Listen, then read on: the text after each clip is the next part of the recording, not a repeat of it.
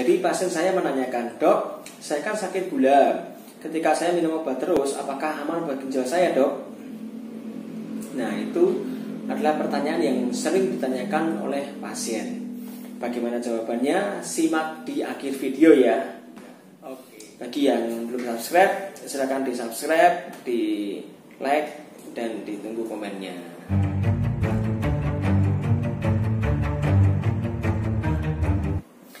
Halo Sobat Sehat, kembali lagi dengan saya Dr. Niko Febrianto Kurniawan. Welcome to my channel. Ya, pada kesempatan ini saya akan mencoba membagikan terkait dengan penyakit yang cukup sering diderita oleh para orang tua, yaitu adalah penyakit diabetes mellitus atau sering dikenal sebagai penyakit sakit gula. Ya, jadi dari definisinya dulu ya, diabetes mellitus atau sakit gula adalah kadar kondisi di mana kadar gula di dalam badan atau glukosa di dalam darah itu melebihi nilai normal. Nah, nilai gula ini adalah merupakan energi terhadap sel-sel tubuh di manusia. Jadi ketika kita makan atau minum, kita akan mendapat asupan gula ya. Nah, gula ini dipakai untuk energi terhadap sel. Sel di dalam badan akan menyerap makanan itu dipengaruhi oleh kadar insulin. Jadi insulin adalah hormon yang dikeluarkan atau dihasilkan oleh organ pankreas.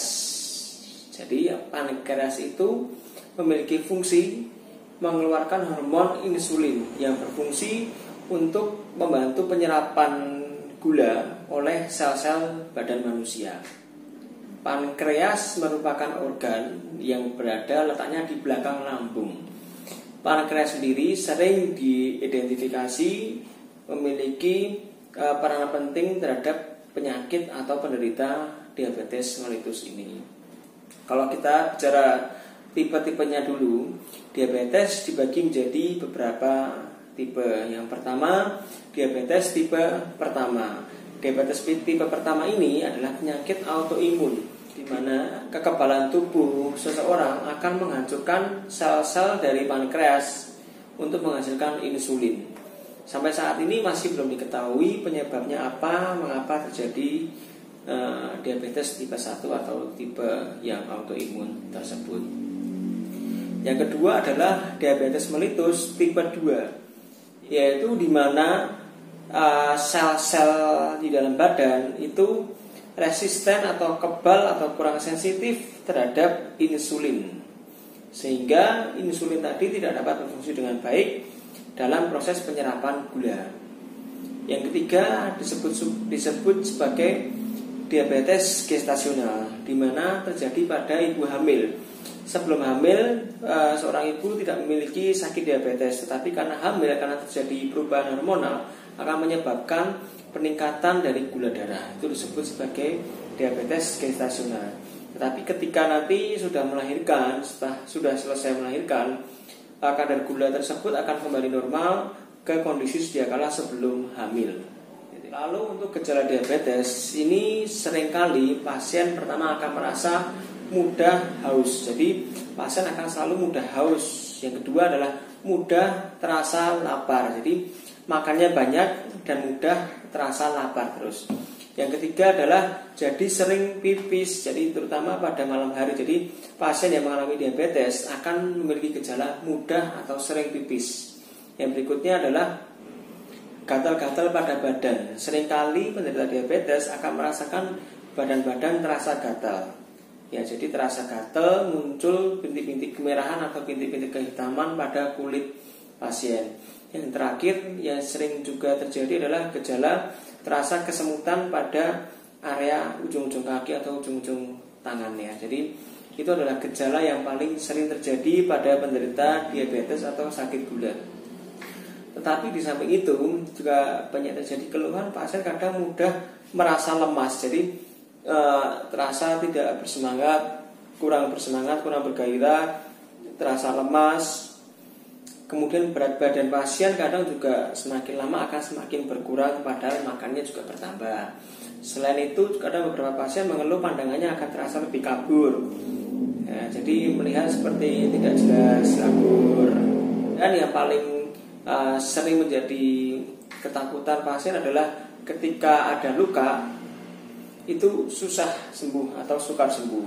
Ya, itu adalah beberapa gejala yang sering terjadi pada penderita sakit diabetes atau sakit gula.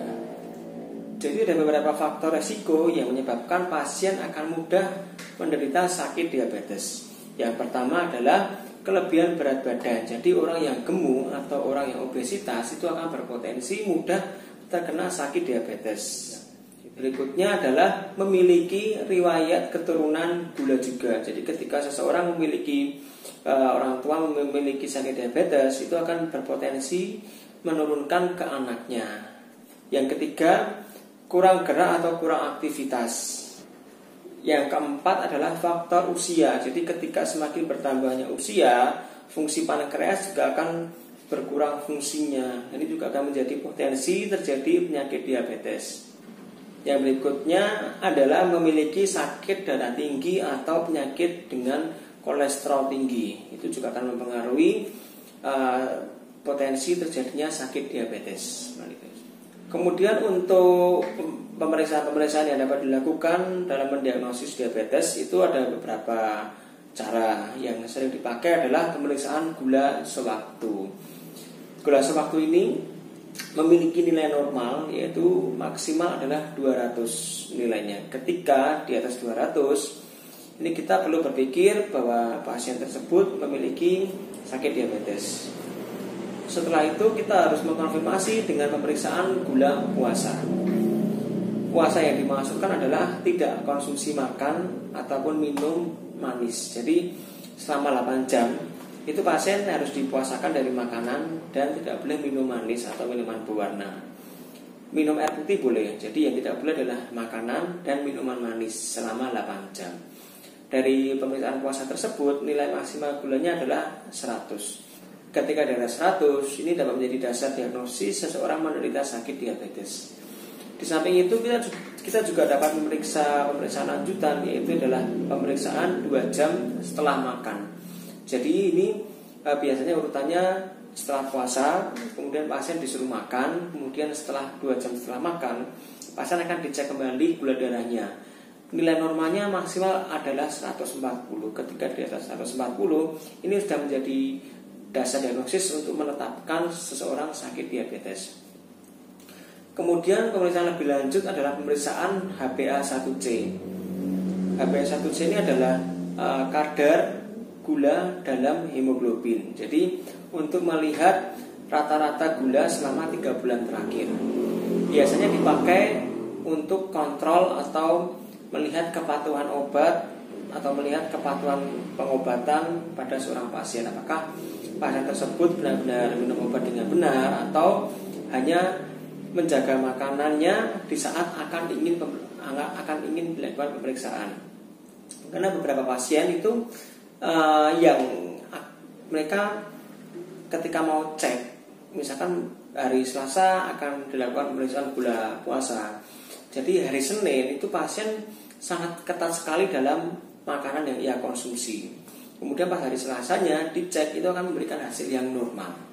Nah itu pemeriksaan ini kan dapat dimanipulasi atau dapat diakali oleh pasien-pasien yang cemas terhadap kondisinya. Tetapi dengan melakukan pemeriksaan HbA1c, itu adalah gula rata-rata selama 3 bulan terakhir. Jadi ketika pasien kadar gulanya kadang naik, kadang turun, kadang tidak stabil, itu dapat dirata-rata dengan nilai HbA1c tersebut. Kemudian untuk pengobatan diabetes mellitus tentunya Anda perlu konsultasi dengan dokter, karena kadang setiap orang pasti obatnya berbeda-beda tergantung dari kondisi pasien tersebut, seberapa tinggi kadar gulanya tersebut dan seberapa apakah ada faktor pemberat lainnya seperti darah tinggi ataukah kolesterol tinggi ataukah ada faktor seperti obesitas atau tidak.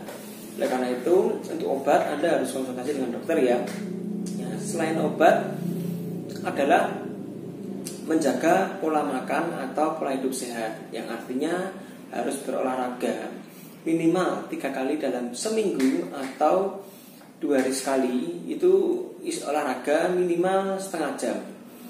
Ini berfungsi untuk menaikkan sensitivitas sel atau jaringan atau sel di dalam badan manusia agar sensitif kembali ketika menerima insulin, sehingga insulin dapat bekerja dengan baik dan membantu menurunkan gula darah. Yang ketiga, ketika seseorang atau seorang pasien memiliki postur yang obesitas atau kegemukan, tentu harus mengurangi berat badannya dengan diet yang benar.